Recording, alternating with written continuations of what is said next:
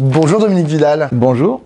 Merci d'avoir accepté notre invitation. Alors vous êtes historien et journaliste, spécialiste des relations internationales et notamment du Proche-Orient.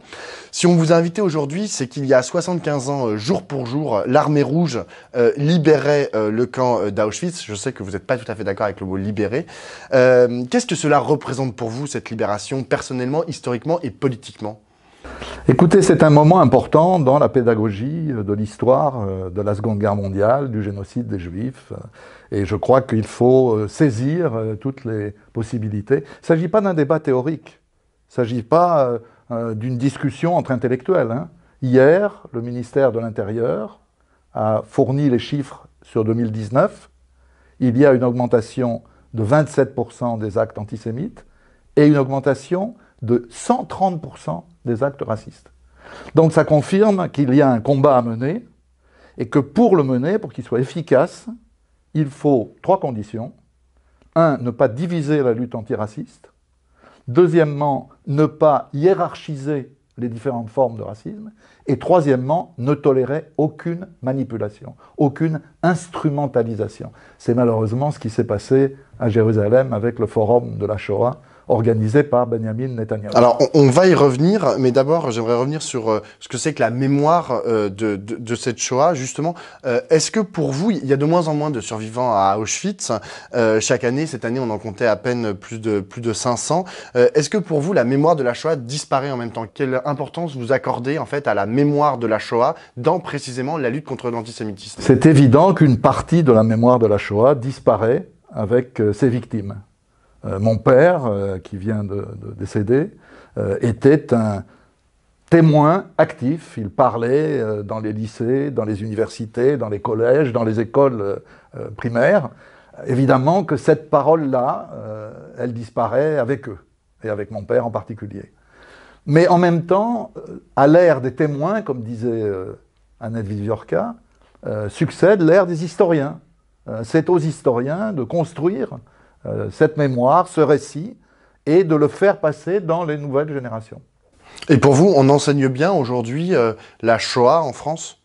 Je crois qu'on l'enseigne pas mal, mieux qu'avant, mais cet enseignement souffre du fait que vous n'avez pas le même travail qui est fait sur les guerres coloniales, sur l'histoire de l'esclavage, sur les différents génocides qui ont eu lieu, et Dieu sait qu'il y en a eu dans l'histoire de l'humanité. Or, c'est très important de faire comprendre qu'il y a là un phénomène d'ensemble, même si chacun des génocides a sa particularité, et évidemment, la Shoah est un génocide très particulier dans l'histoire des génocides. Mais il faut mener cet effort d'une manière universelle. Qu'est-ce qui vous dérange dans le terme « libération du camp d'Auschwitz » ? Non, c'est pas le terme qui me dérange, c'est la date. La date a été choisie, on ne va pas la changer, c'est le 27 janvier. Mais quand l'armée rouge arrive à Auschwitz le 27 janvier 1945, elle trouve 7000 personnes, pour l'essentiel des vieux et des malades. Pourquoi? Parce que quelques jours plus tôt, les SS ont emmené 50 à 60 000 détenus dans ce qu'on a appelé les marches de la mort. Et mon père y était.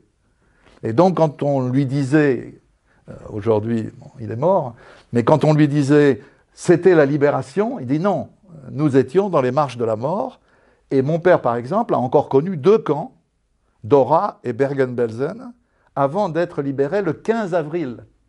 Donc si vous voulez, bon, on peut toujours accepter les symboles, mais la date choisie du 27 janvier, elle est quand même une date très discutable. Alors, vous l'avez dit, pour célébrer ce 75e anniversaire de la libération des camps, Emmanuel Macron est allé faire une visite de 3 jours à Jérusalem sur invitation de Benjamin Netanyahou. Alors, la gauche israélienne a parlé de récupération politique de l'événement. Est-ce que c'est aussi votre avis? Ce n'est pas seulement la gauche israélienne, c'est le quotidien Haaretz qui a parlé de détournement de Shoah. Et effectivement, à mes yeux, ce qu'a fait Netanyahou à Jérusalem, c'est obscène. D'abord, c'est obscène parce qu'il a enrôlé les 6 millions de victimes de la Shoah dans sa croisade anti-iranienne et anti-palestinienne. Vous savez qu'il a essayé de convaincre les 40 chefs d'État et de gouvernement qui étaient venus qu'il fallait dénoncer la Cour pénale internationale. Quel était son crime? Avoir décidé d'une enquête sur les horreurs commises par l'armée israélienne dans les territoires occupés. Deuxièmement, et c'est aussi pour moi une obscénité, Netanyahou, qui appelle à se mobiliser contre l'antisémitisme, est aussi un homme qui flirte avec tous les dirigeants populistes d'Europe centrale et orientale, dirigeants populistes qui sont souvent négationnistes, et Netanyahou n'en dit rien. Trois exemples. Je vais donner les exemples, parce que sinon on est dans l'abstraction.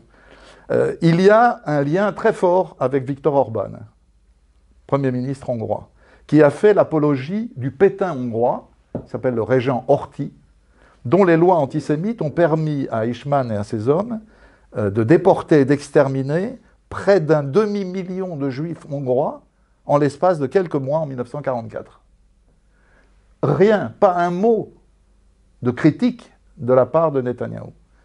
Avec la Pologne, Jarosław Kaczynski, une loi est votée qui punit toute évocation de la collaboration polonaise avec l'occupant nazi. Sauf que, d'après les historiens polonais eux-mêmes, 200 à 300 000 juifs polonais ont été tués non pas par les Allemands, mais par les collabos polonais.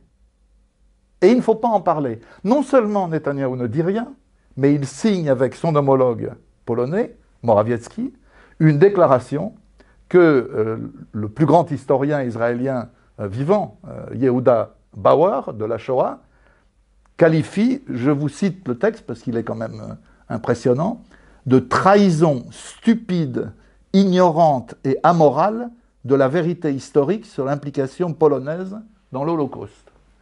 Voilà Netanyahou jugé par Yad Vashem. Et puis vous avez maintenant la loi polonaise qui fait des petits en Lituanie. Le projet de loi punit quiconque parlera de ce qu'a fait l'État de Lituanie, puis ensuite les collabos de Lituanie, pour aider à la Shoah. La Shoah en Lituanie, c'est 97% des Juifs exterminés, pour une bonne part par des Lituaniens. Eh bien, Netanyahou a été là-bas, en voyage, et il n'a rien dit. C'est-à-dire, en gros, du moment qu'on soutient la politique de Netanyahou en Israël, contre les Palestiniens, contre l'Iran, etc., peu importe qu'on soit antisémite. Et cet homme-là nous appelle aujourd'hui à la lutte contre l'antisémitisme. Et puisqu'on parle d'obscénité, il y en a une de plus, c'est qu'en Israël même, un quart des survivants de la Shoah vivent en dessous du seuil de pauvreté. C'est-à-dire que l'État d'Israël n'a même pas pris les mesures pour aider ceux qui ont réussi à échapper au génocide et qui sont venus vivre à son appel en Israël. Donc, d'après vous, le fait que Emmanuel Macron aille à un forum organisé pour le 75e anniversaire de la libération du camp d'Auschwitz sur invitation de Netanyahou, c'est une faute politique? Non, pas du tout. C'est tout à fait normal que le président français se rende à un forum où tous ses homologues d'un peu partout se rendent. Ce qui me paraît beaucoup plus discutable, c'est ce qu'il a dit et ce qu'il n'a pas dit. Sans parler de la petite comédie, si vous me permettez cette expression, comme disait Karl Marx, quand l'histoire se répète, la première fois c'est une tragédie, la seconde c'est une farce. Mais alors qu'est-ce qu'il a dit et qu'il n'aurait pas dit? Il n'a pas dit, clairement, que le combat contre l'antisémitisme aujourd'hui était indissociable du combat contre toutes les autres formes de racisme et que la sûreté pour l'État d'Israël, l'assurance de son existence sur le long terme, c'était un accord de paix avec les Palestiniens, avec le monde arabe, qui permettent à chacun de voir respecter ses droits, et notamment le droit à l'autodétermination. Dans une précédente midinale, vous nous parliez des différents thermomètres de l'antisémitisme, violence anti-juive, donc c'est les chiffres dont vous nous avez parlé tout à l'heure, mais aussi l'antisémitisme comme idéologie, ou encore la persistance ou la résurgence des préjugés liés à l'antisémitisme. Est-ce que vous pouvez nous dire dans quelle mesure, en fait, ces différents thermomètres sont à prendre avec des pincettes, mais surtout dans leur globalité, et pas uniquement se focaliser sur les violences anti-juives? Franchement, je ne pense pas qu'il faille prendre des pincettes. Simplement, il faut utiliser tous les thermomètres ensemble et pas l'un ou l'autre ou le troisième. Donc il y a effectivement ces chiffres qui sont donnés par le ministère de l'Intérieur tous les ans. Cette année, ils viennent de sortir, c'est pourquoi je les ai cités. Ils ont l'avantage de montrer que d'année en année, on a telle ou telle forme de racisme qui peut se développer avec plus de force. Cette année, visiblement, 130% pour les actes racistes, 27% pour les actes antisémites. On voit que la poussée n'est pas la même. Mais c'est vrai qu'on ne peut pas séparer ces chiffres, qui sont des chiffres de violence recensés par les commissariats. Donc il y a déjà un problème pour savoir est-ce que tout le monde porte plainte lorsqu'il est victime d'un acte raciste ou antisémite. De toute évidence, je vous le dis clairement, un juif français a culturellement plus de facilité à aller dans un commissariat qu'un jeune issu de l'immigration, surtout par les temps qui courent, où on voit quand même une certaine violence policière, n'en déplaise au camarade Castaner. Mais le plus important pour moi, c'est de bien avoir en tête les deux autres éléments, c'est-à-dire l'idéologie raciste et antisémite. Je vous rappelle que, selon les chiffres des enquêtes dont nous disposons, 90% des Français estiment que les Juifs sont des Français comme les autres. Donc on est à un niveau de tolérance extrêmement élevé. Si vous prenez, par exemple, les musulmans, vous allez voir un chiffre beaucoup moins élevé, de l'ordre de 60 à 70%. Donc il faut prendre en compte ces éléments-là. Et puis il faut prendre en compte les préjugés.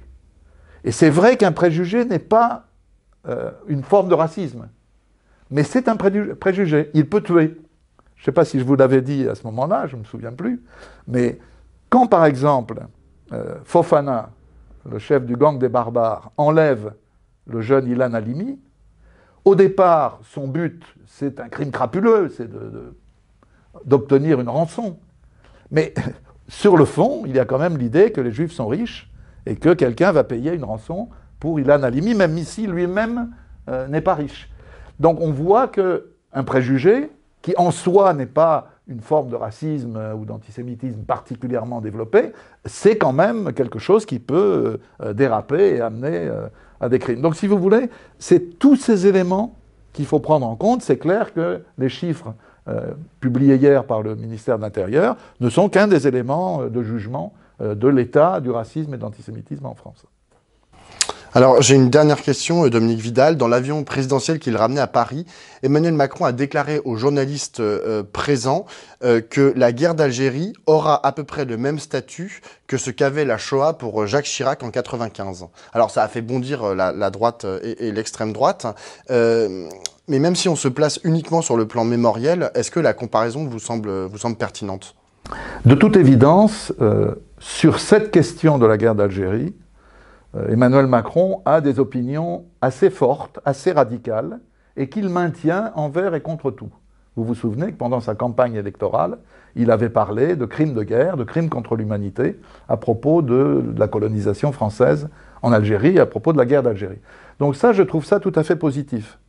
Car en France, nous vivons avec des survivants de cette guerre. Que ce soit des Algériens, que ce soit des soldats français, que ce soit des Pieds-Noirs. Bref, il y a des millions de Français qui ont vécu cette guerre et je crois que c'est important de leur rappeler, voire de leur enseigner ce qu'a été cette guerre. Ensuite, comparaison n'est pas raison. Je crois qu'une guerre coloniale, c'est une guerre coloniale. Un génocide d'extermination de tout un peuple, c'est autre chose. Merci beaucoup Dominique Vidal. Merci à vous.